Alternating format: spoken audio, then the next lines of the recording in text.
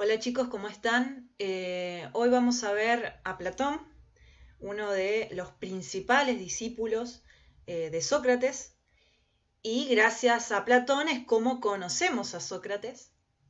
Gracias a Platón sabemos de la vida de Sócrates. Él fue uno de los que más escribió y fue testigo de las enseñanzas de Sócrates y usa a Sócrates en todos sus, o la mayoría por lo menos de sus diálogos, de sus obras. Vamos a ver un poquito de su vida primero, como siempre. Bueno, nace en Atenas en el siglo V a.C.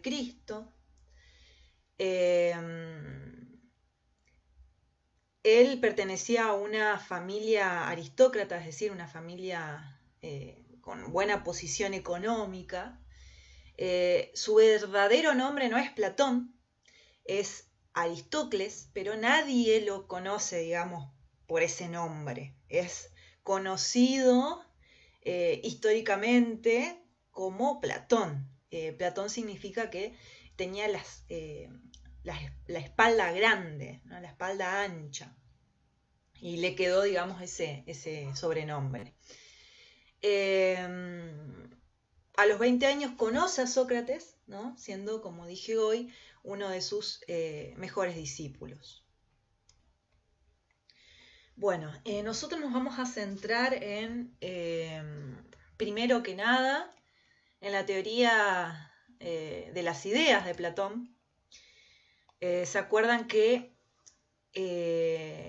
Platón va a tratar de resolver el problema que existía en esa época, el problema del movimiento, el problema del cambio? Existen dos filósofos presocráticos, que eran Heráclito y Parménides. Heráclito planteaba que todo cambia, que nada permanece, que la realidad está en continuo movimiento, en puro devenir, en puro cambio, en continuo paso del no ser al ser y del ser al no ser.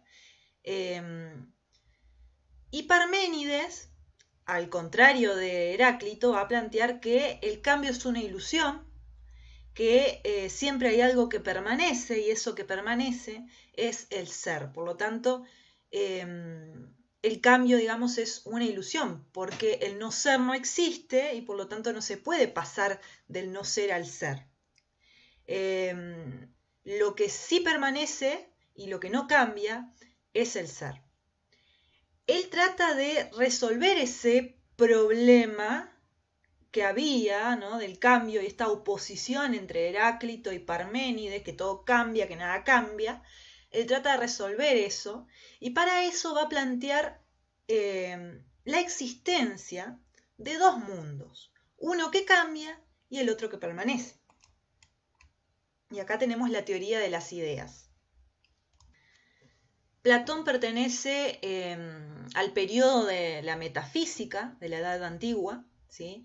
Donde la antropología es reemplazada de alguna manera por el problema metafísico, por el problema del ser y de la realidad. Entonces, él va a plantear la existencia de dos mundos. El mundo sensible, que vendría a ser el mundo que nosotros vivimos, digamos, el mundo material, el mundo físico, en donde la realidad está en continuo cambio, en continuo devenir, ¿sí? Este mundo sensible él lo caracteriza por ser mutable, mutable significa que cambia, por ser material, por ser corruptible, es decir, que todo tiene un principio, tiene un fin, o sea, existe la muerte, nada es eterno en este mundo.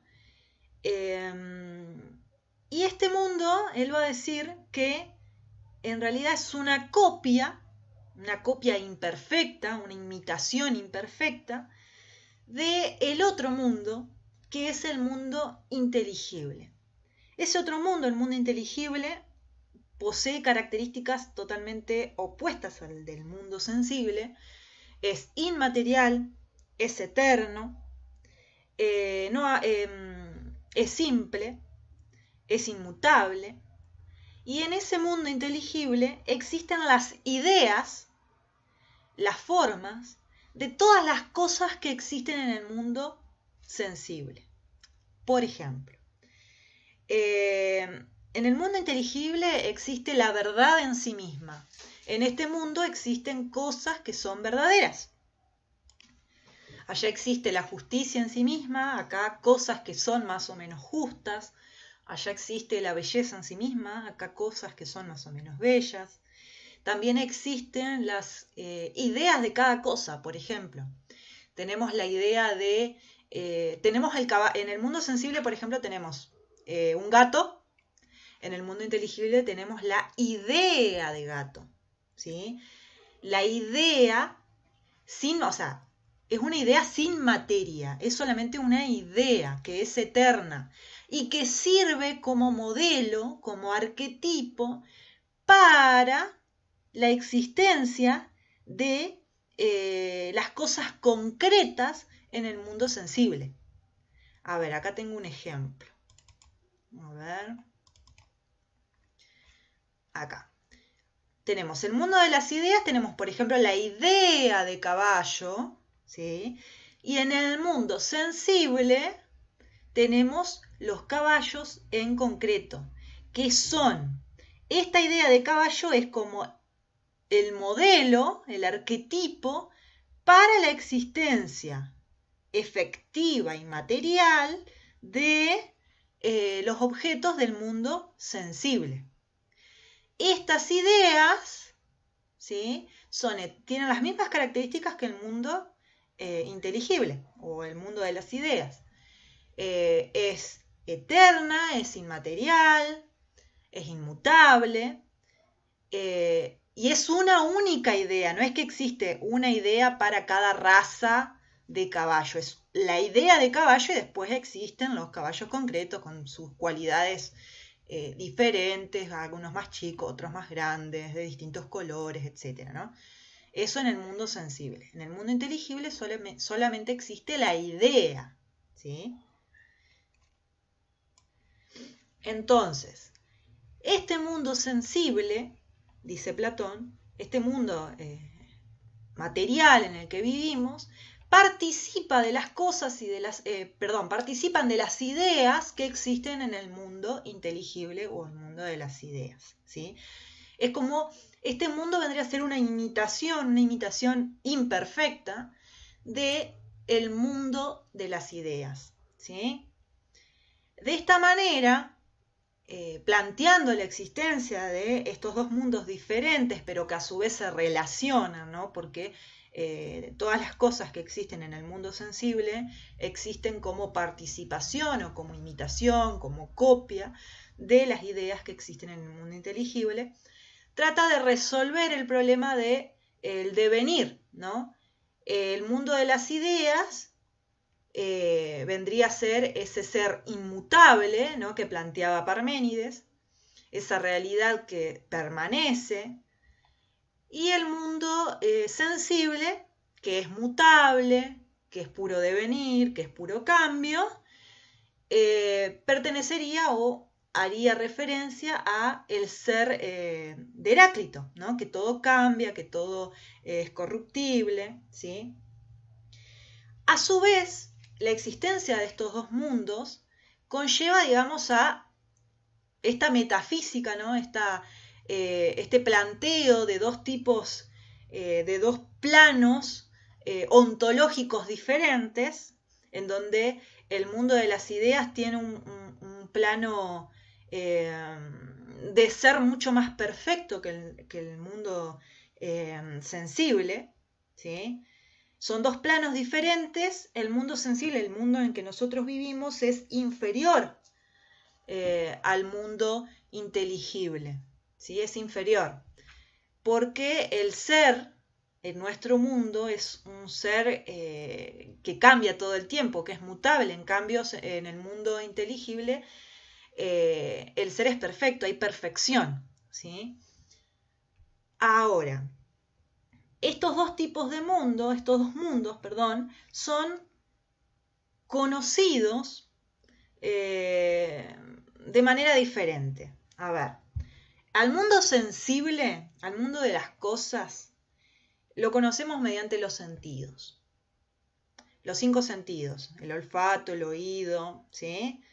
Tenemos un conocimiento sensible de este mundo, ¿no? Acá tenemos, solo es captable por los sentidos. Como es material, yo puedo verlo, puedo tocarlo, puedo olerlo, ¿sí? Las cosas, son múltiples, hace referencia a la existencia. No existe un único caballo, sino una multiplicidad de caballos, muchos caballos, ¿no? Todo esto, todo este mundo de las cosas o objetos sensibles es conocido mediante los sentidos, ¿sí? Pero el conocimiento que podemos tener de este mundo es solamente un punto de vista, es solamente opinable, ¿sí? No podemos llegar a una verdad en el mundo de las cosas o los objetos sensibles, ¿sí?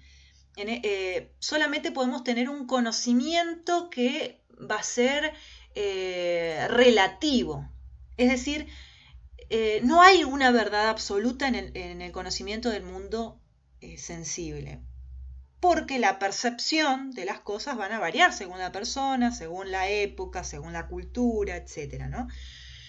El conocimiento que nos da los sentidos es un conocimiento relativo, es un conocimiento opinable. Por eso él dice que el conocimiento del mundo sensible se le llama doxa u opinión, ¿sí?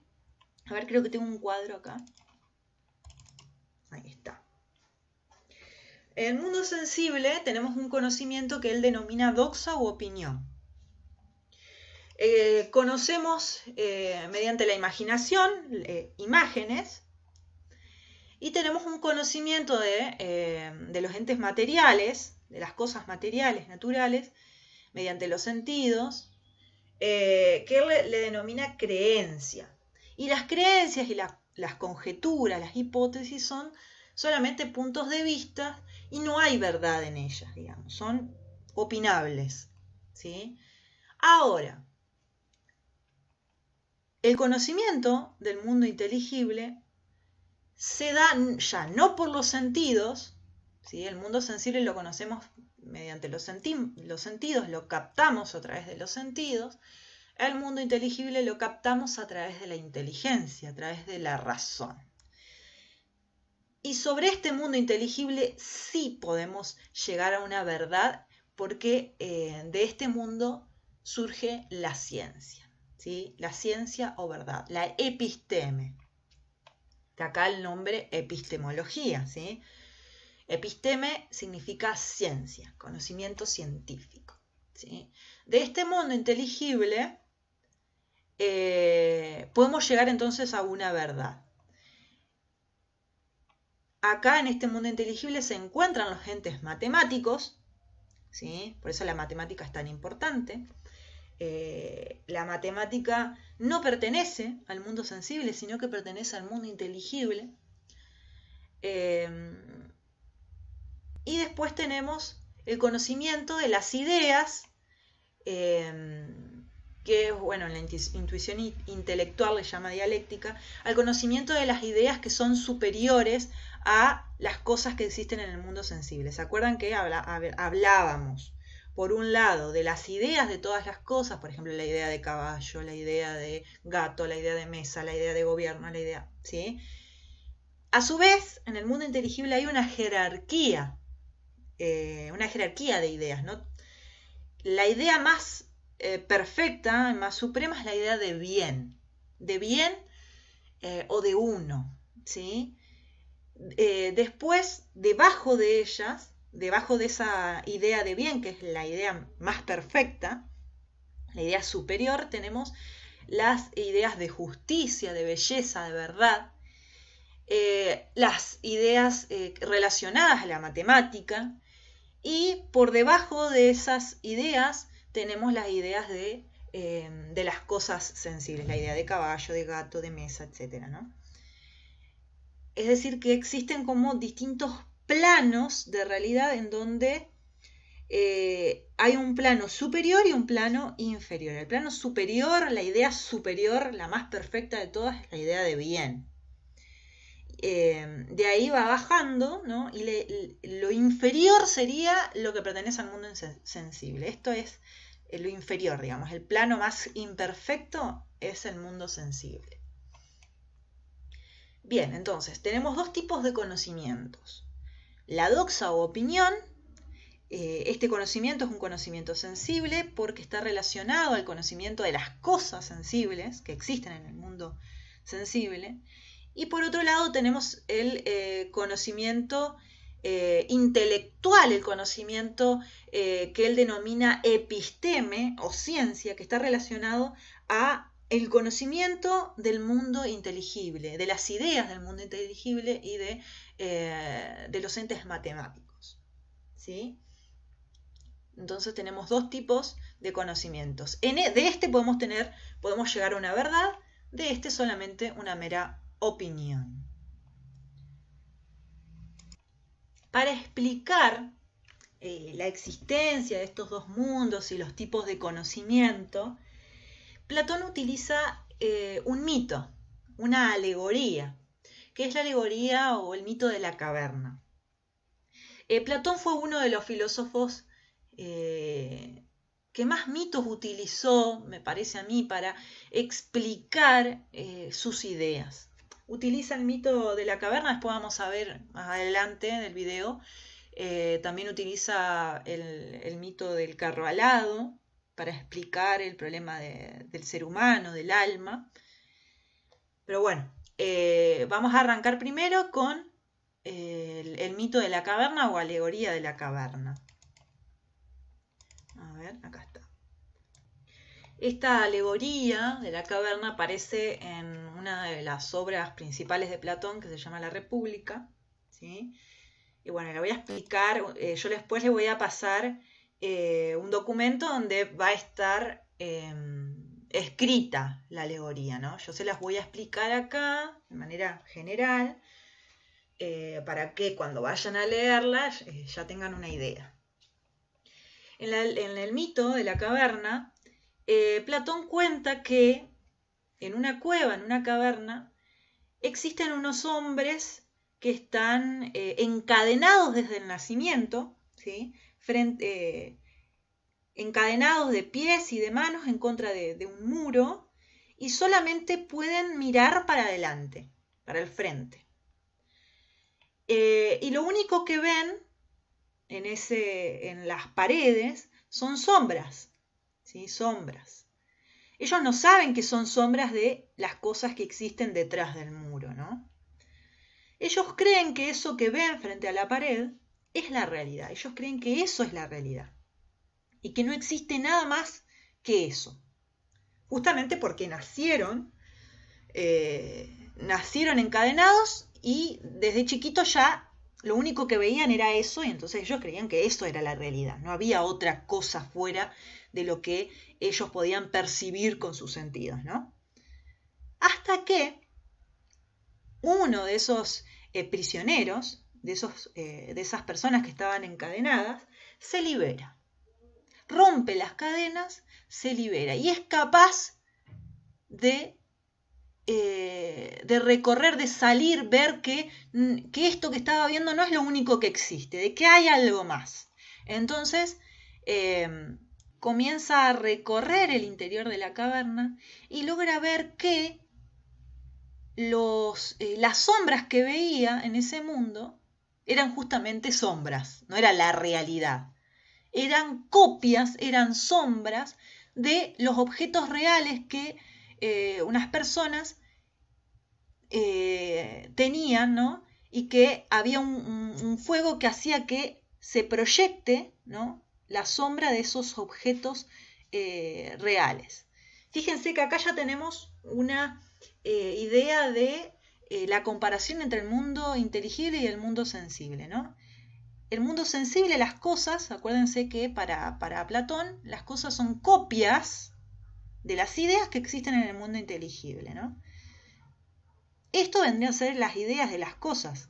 Esta sería un jarrón. Bueno, esta sería el jarrón en el mundo sensible y esta sería la idea de jarrón en el mundo inteligible, ¿no? Que esto es una copia de la idea en sí misma de jarrón que existe en el mundo inteligible.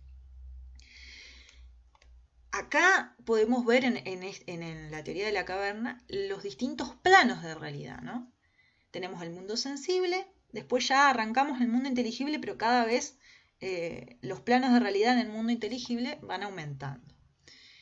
Las ideas del mundo inteligible, va saliendo el prisionero cada vez más, ¿no?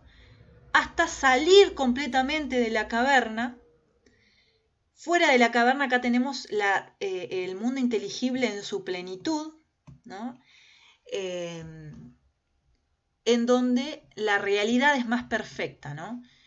El prisionero se da cuenta de lo que vivió y lo que vio toda su vida no era más que una copia, una apariencia, y que el mundo real era lo que estaba fuera de la caverna, ¿no? Entonces lo que nos trata de mostrar Platón acá es que el mundo sensible en el que nosotros vivimos no es más que una copia, una imitación del verdadero y más perfecto mundo, que es el mundo inteligible, el mundo de las ideas. Los dos mundos existen, ¿eh? No es que el mundo sensible es una mentira, no, o sea, tiene una realidad, tiene una existencia. Nada más que la existencia del mundo inteligible es una existencia más perfecta, ¿sí? Porque es un plano de realidad superior. Y porque sin el mundo inteligible no existiría el mundo sensible, justamente porque el mundo sensible es una copia del mundo inteligible. Al salir el prisionero, bueno, se da cuenta de toda la realidad, ¿no? El sol, en este mito, representa a la idea de bien, a la idea suprema, ¿no? De bien, en el mundo inteligible. Esta idea de bien es capaz de iluminar, ¿no? Todas las demás cosas, es causa de todas las demás ideas. Al principio dice Platón, el prisionero tiene que ir acostumbrándose a la luz, ¿no? Porque vivió acá en esta cueva, en la oscuridad, y cada vez hay más luz. Y vieron que cuando uno mira el sol, así, cuando uno está encerrado en la casa, en la oscuridad, y sale al sol así de repente, nos encandilamos, ¿no? Como que los ojos no tienen que acostumbrarse a la luz. Bueno, él dice que el prisionero al salir de la cueva tuvo que acostumbrarse a la luz, tiene que acostumbrarse a esta nueva realidad, que al principio, acá tenemos, miren, justamente el prisionero que se tapa, ¿no? Los ojos porque justamente el sol le encandila. Estos ya están acostumbrados a la luz, ya estuvieron un buen rato, entonces se acostumbraron a la luz. Es como, piensen en cómo debemos acostumbrarnos muchas veces al pasar de la ignorancia a la verdad, ¿no? Al conocimiento. Esta es otra manera de interpretar, ¿no? La alegoría de la caverna, cómo cómo pasamos muchas veces de la ignorancia a un proceso de conocimiento, cómo tenemos que ir acostumbrándonos a ese nuevo conocimiento, a esa nueva verdad que vamos conociendo, ¿no? También dice en la alegoría, ¿no? Que el prisionero que se liberó, en la alegoría creo que habla de un solo prisionero, acá en este dibujo aparecen muchos, pero habla de un prisionero que se liberó, que conoce todo lo que es la realidad, ¿no? En su plenitud. Quiere ir a contarle a sus compañeros que están todavía encadenados, lo que había visto, lo que había presenciado. Quería explicarle que lo que estaban viendo no era lo único que existe, no es la única realidad que existe, sino que existen una realidad que es superior y más perfecta. Entonces el prisionero vuelve a la cueva y le cuenta a sus compañeros lo que había visto, pero estos compañeros lo tratan de loco. Le dicen que lo tratan, digamos, de que se volvió loco, digamos. ¿Cómo puede ser que exista algo así? Algo fuera de este mundo, ¿no? Fuera de lo que vemos. Y bueno,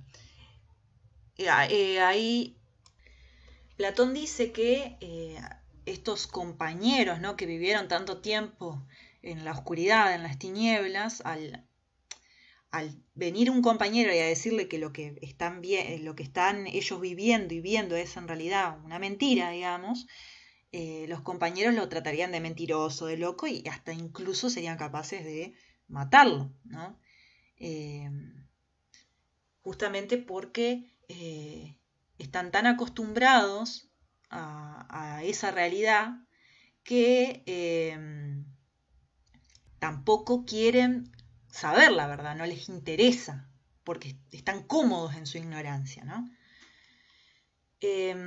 Yo, a ver, acá tengo una imagen, ¿no?, de la división, ¿no?, de la caverna. Tenemos el mundo visible, el mundo sensible, perdón, en donde, bueno, las sombras, la figura vendría a ser las imágenes, el conocimiento de imágenes. Los objetos reales vendrían a ser los objetos sensibles, las cosas. Y esta parte, o sea, dentro de la caverna vendría a ser el mundo sensible. Dentro de la caverna, el mundo sensible, tenemos la opinión, el conocimiento sensible.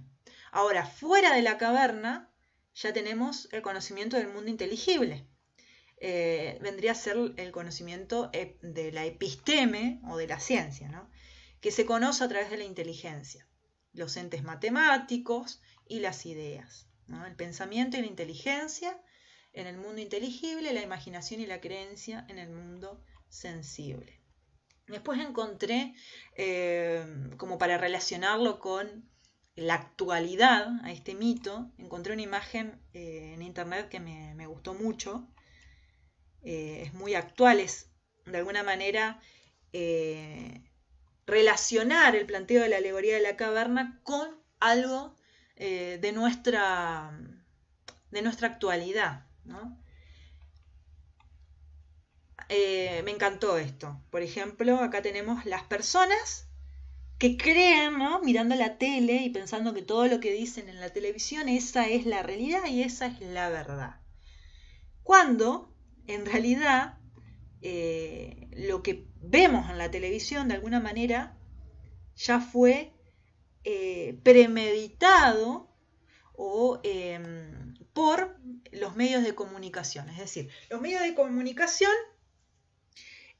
nos muestran la realidad que ellos quieren que veamos, ¿no? Por eso, una visión crítica hacia los medios de comunicación. Me encantó esta interpretación actual de la alegoría de la caverna, ¿no?, de cómo los medios de comunicación muchas veces nos muestran la realidad que ellos quieren que nosotros veamos, y nosotros creemos todo lo que vemos en la televisión, ¿cierto?, cuando la realidad está afuera, la realidad es otra, ¿sí? Y depende de nosotros salir, ¿no?, de liberarnos de las cadenas, liberarnos de las creencias, ¿sí? Justamente el conocimiento sensible tiene que ver con la imaginación y las creencias, liberarnos de las creencias y a través del pensamiento, de la razón, de la inteligencia, poder progresar en el conocimiento y poder ver por nosotros mismos, ¿sí?, la autonomía del pensamiento, poder ver por nosotros mismos cuál es la verdadera realidad, cuál es la verdad, ¿sí? Me encantó esta versión actual de la alegoría de la caverna. Bueno, ahora, sabiendo esto, vamos a proceder a otro planteo que realiza Platón. Esto que vimos hasta acá tiene que ver más que nada con la metafísica y la teoría del conocimiento que tiene Platón, ¿no? La metafísica en cuanto a la existencia de los dos mundos, ¿no?, y a la teoría del conocimiento, justamente el conocimiento que podemos tener de estos dos mundos, ¿no? Vamos a hacer un repaso. Del mundo sensible tenemos un conocimiento sensible, ¿sí? Y del mundo inteligible tenemos un conocimiento inteligible que se da mediante la inteligencia, mediante la razón, mediante el pensamiento, ¿sí? El mundo sensible solamente lo conocemos mediante los sentidos. Ahora vamos a pasar a el planteo antropológico que realiza Platón.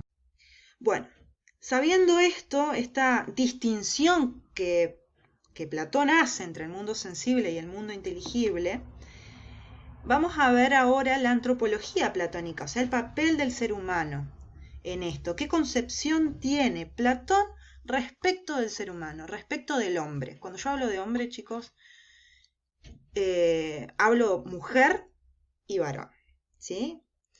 El ser humano en su totalidad, digamos, tanto mujer como varón. Bueno, Platón va a plantear que las almas existieron desde la eternidad, ¿sí?, en el mundo inteligible. Existieron desde la eternidad en el mundo inteligible. Las almas no fueron creadas, sino que las almas son eternas y habitaban el mundo inteligible. En ese mundo inteligible las almas podían conocer las ideas, o sea, contemplaban las ideas perfectas de todas las cosas, ¿sí? El alma estaba en plena contemplación de las ideas. Ahora, ¿qué le pasó al alma? El alma comete un pecado, comete una falta, y como castigo, ¿sí?, como castigo, es enviada al mundo sensible, o sea, a este mundo. Y como castigo, el alma se encarna en un cuerpo material. Para Platón, el cuerpo es la cárcel del alma. Para Platón, nosotros somos especialmente alma, o sea, somos específicamente alma. Nuestro cuerpo vendría a ser como un envase, como una funda, como un envase que podemos descartar. Es algo, después yo le voy a enviar un video de una serie que me parece que se relaciona muchísimo a esto, digamos. En la serie se habla de el cuerpo como funda, o el cuerpo como que el alma puede cambiar de cuerpo como la serpiente cambia de piel, ¿sí? Porque el cuerpo viene a ser algo accesorio, algo que está pero puede no estar, digamos, porque el alma es lo importante y el alma es lo que subsiste. Después de muerto el cuerpo, el alma es lo que subsiste, digamos, porque para Platón el alma es inmortal. Bueno, el alma, ¿sí?, al caer al mundo sensible y al encarnarse en un cuerpo, se olvida del conocimiento que había adquirido de las ideas en el mundo inteligible. Es decir, no recuerda nada de lo que vio y contempló en aquel mundo inteligible, ¿sí? Hay un olvido. Ahora, esto se va a relacionar lo que voy a explicar ahora con lo que nosotros ya vimos, esto del conocimiento sensible y el conocimiento inteligible. ¿Cómo nosotros adquirimos el conocimiento inteligible? ¿Se acuerdan que lo hacíamos a través de la razón o de la inteligencia, ¿sí? A través de la razón o la inteligencia nosotros podíamos conocer o contemplar las ideas del mundo inteligible. Pero ¿cómo podemos contemplar las ideas del mundo inteligible? Porque nosotros ya tenemos de antemano en nuestra alma, en nuestra mente, el recuerdo de esas ideas. O sea, yo una vez Yo viví en ese mundo, nuestra alma vivió en ese mundo inteligible, conoció las ideas, nada más que al encarnarse en un cuerpo se las olvidó.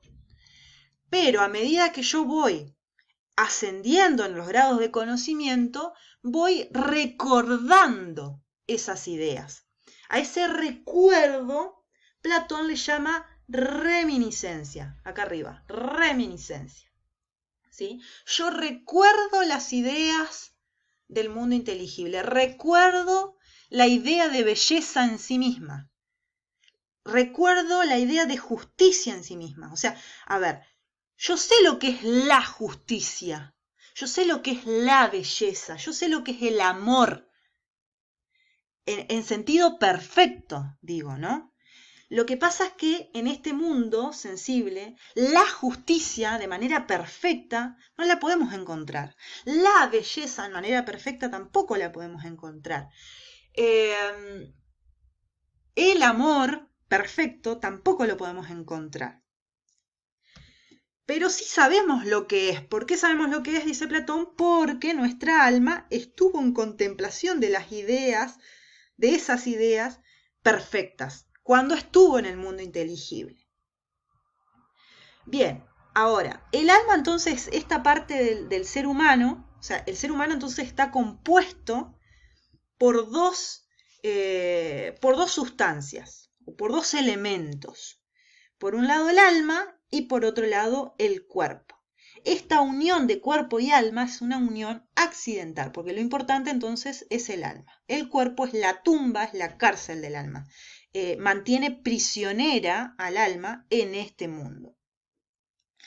Ahora, a través del cuerpo y a través de los sentidos del cuerpo, acuérdense del conocimiento sensible, el conocimiento sensible se da gracias a que somos un cuerpo material y en el cuerpo material se encuentran nuestros sentidos, la vista, el olfato, el oído, etc., ¿no? Bueno, a través del cuerpo nosotros percibimos las cosas materiales. Dice, en el mundo sensible el hombre percibe por los sentidos los objetos que fueron hechos por el demiurgo, ¿sí? A partir de la materia preexistente teniendo como modelo las ideas. Acá tenemos lo que yo le explicaba de la creación, digamos, de este mundo sensible. A través de los sentidos yo percibo las cosas sensibles. Ahora, el conocimiento se da de esta manera primero. O sea, primero conozco a través del cuerpo las cosas sensibles y a medida que yo voy elevando mi conocimiento, voy recordando las ideas del mundo inteligible. Bueno, se dice que la antropología platónica es una antropología dualista, ¿sí? Dualista, ¿por qué? Porque plantea la existencia de dos elementos en el ser humano. El cuerpo por un lado y el alma por el otro, ¿sí? Por eso es dualista. Son dos elementos muy distintos, porque el alma es inmortal, es inmaterial, y el cuerpo es perecedero, es decir, es corruptible, muere y es material, que se unen de manera accidental, ¿sí? Por un tiempo. Acá tenemos el tema del dualismo. El cuerpo, entonces, pertenece al mundo sensible, está sujeto al cambio, a la destrucción, es mortal, es innoble e impuro para Platón. En cambio, el alma tiene sus raíces en el mundo de las ideas, porque, bueno, habitaba en el mundo de las ideas, era su lugar, digamos, ahí es donde vivían. Es imperecedera porque es inmortal, nunca muere, acá tenemos. Y es noble, ¿por qué? Porque es perfecta y es de naturaleza divina. Bueno, para Platón, cuando el hombre, el alma se encarna en un cuerpo, nuestra alma se vuelve tripartita, es decir, tiene tres partes nuestra alma, ¿sí? Esta división del alma en tres partes, Platón lo explica a través de un mito que se llama el mito del carro alado, que no lo vamos a ver, yo solamente voy a explicar esto del alma tripartita. Dice que nuestra alma tiene una parte racional, que vendría a estar representada por el cochero. Esta alma racional es la parte inmortal, digamos, que que tenemos. A partir de esta alma inmortal, esta parte racional, la virtud que la gobierna es la virtud de la sabiduría y la prudencia, ¿sí?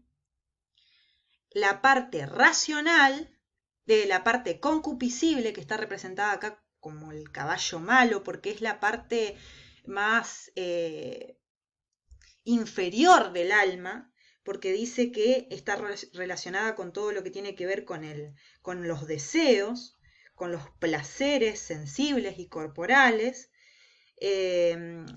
Esta parte del alma dice que sirve solamente para la producción y la reproducción. Y la virtud que se puede tener, ¿no? Que si gobierna esta parte racional, nosotros podemos gobernar este caballo malo, lo podemos educar, ¿no? Lo podemos domar. Si podemos domar esta parte concupiscible del alma, la virtud será la templanza, la virtud de la templanza.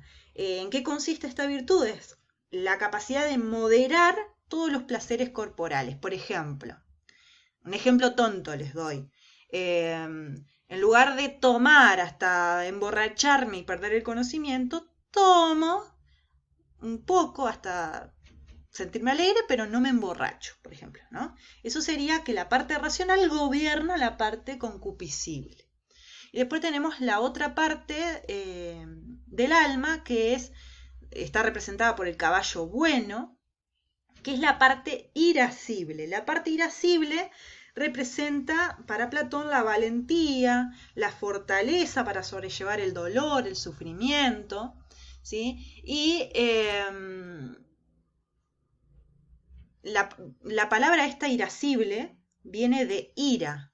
¿Por qué? Porque si yo no gobierno esta parte del caballo, esta parte de la ira, nos convertiríamos en seres violentos.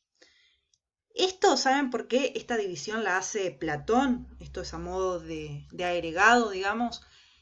Porque para Platón existen como tres partes, en la sociedad existen tres clases sociales para él. El cochero, que vendría, o sea, si en los seres humanos gobierna más que nada la parte racional, ¿sí? Estos hombres son los hombres sabios, los hombres prudentes, los intelectuales, digamos, ¿no? La parte intelectual, que para Platón esta parte intelectual debe gobernar a la sociedad, o sea, los gobernantes, en los gobernantes debería, ¿no? Dominar la parte racional, cosa que en nuestra sociedad no pasa, pero para él los gobernantes deben ser filósofos, para él deben ser filósofos, ¿sí? Personas que saben, ¿sí? Ahora, la otra parte de la sociedad gobernada los hombres que están gobernados por la parte concupiscible del alma, son los productores. Son los que trabajan la tierra, son los que producen alimentos, ¿sí? Esa sería la parte, si gobierna la parte concupiscible o el alma concupiscible, esta es la clase social, digamos, la parte productora. Y después están los guerreros, la parte militar. Si gobierna la valentía o esta parte irascible del alma, donde la virtud es la valentía, y la fortaleza, es la parte militar, digamos, de la sociedad. Pasa que en la antigüedad, digamos, había esas tres clases sociales. Estaban los que producían, los que gobernaban y los guerreros, ¿sí? Existían esas tres clases sociales. Bueno, pero para Platón, entonces, la parte inmortal es la parte racional. Todos tenemos estas tres almas, no es que algunos tienen solamente la parte concupiscible, otros la parte racional y otros la racional, sino que todos tenemos estas tres esta alma que se divide en tres.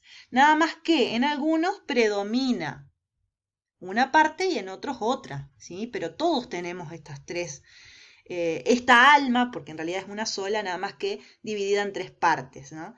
La parte racional es la inmortal, es la parte que subsiste después de la muerte. Bueno, con respecto a la muerte, acá vamos con otra parte interesante de Platón, y es toda una teoría, porque él plantea la teoría de la transmigración de las almas, o también llamada la metempsicosis, ¿sí? Esta teoría, voy a mover un poquito para que se vea ahí, bien. El alma, como dijimos al principio, cae por una falta, por una culpa, por un pecado que comete al mundo sensible. Se encarna en un cuerpo, ¿sí? Pero cuando muere, o sea, cuando morimos, para Platón, el alma se libera del cuerpo, ¿sí? Y peregrina, es decir, vaga, extraviada, buscando otros cuerpos para reencarnarse, ¿sí? Platón va a defender la reencarnación, va a decir que nosotros, o sea, el alma una vez que se libera del cuerpo, reencarna en otros cuerpos.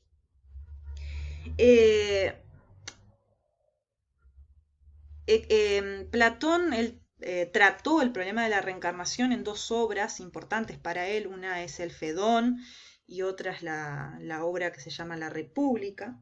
En el Fedón dice que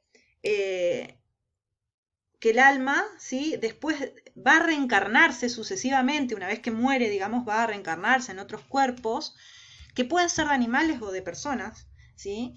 Y dependiendo, digamos, cómo fue nuestra vida, es cómo va a ser nuestra próxima vida, ¿sí?, nuestra reencarnación.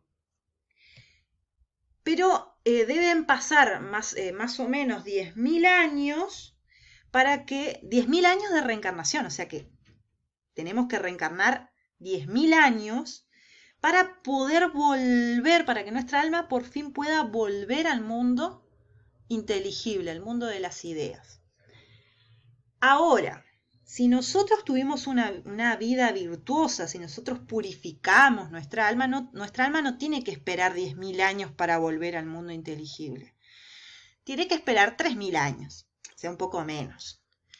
Después de reencarnar entre 3.000 años, si tuvimos una vida virtuosa, que eso después lo vamos a ver, volvemos al mundo nuestra alma vuelve al mundo de las ideas.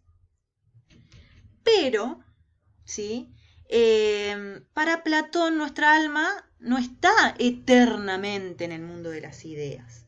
Porque, a ver, para Platón existe un número limitado de almas, ¿sí?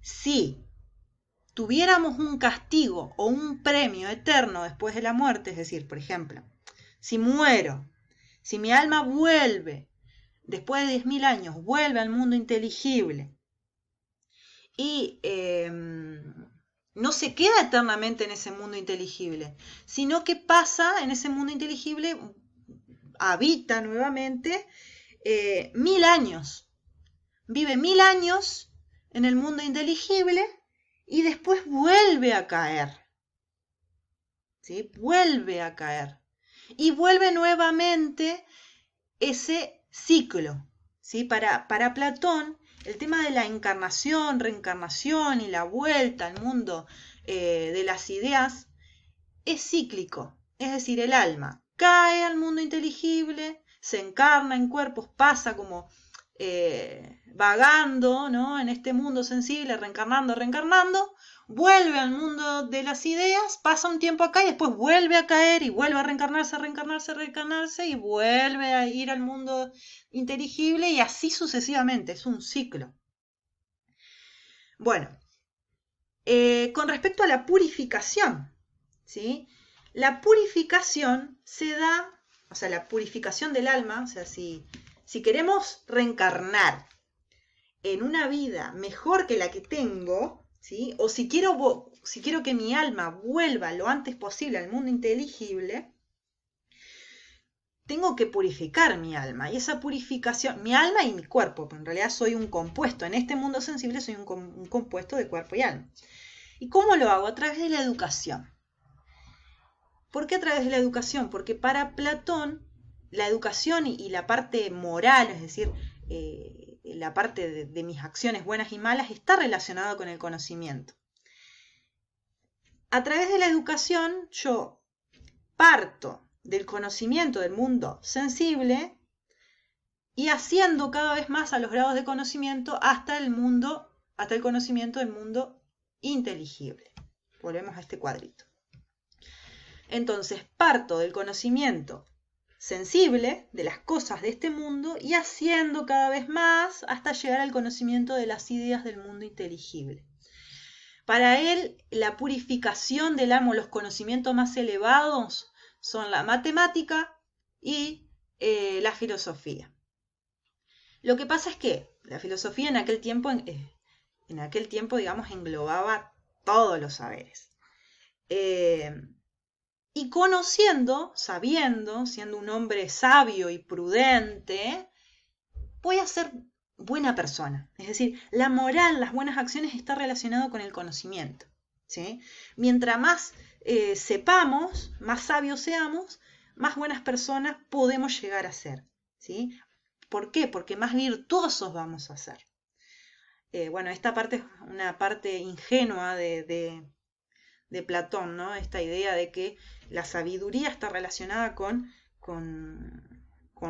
la parte buena, ¿no? Con las buenas acciones. Nosotros sabemos que por más que alguien sepa un montón de algo, no necesariamente va a ser buena persona. Pero bueno, en aquel tiempo la sabiduría estaba relacionada con las virtudes, con ser virtuoso, con ser buena persona. Bueno, mientras más purifico mi alma, menos tiempo mi alma va a estar vagando por este mundo y va a volver antes al mundo inteligible, ¿sí? Y además mis reencarnaciones van a ser mucho mejores si soy buena persona. Bueno, chicos, espero que me hayan entendido. Cualquier cosa me escriben, me mandan un WhatsApp y yo les mando un audio. No tengo drama para eso. Bueno, besitos y nos vemos.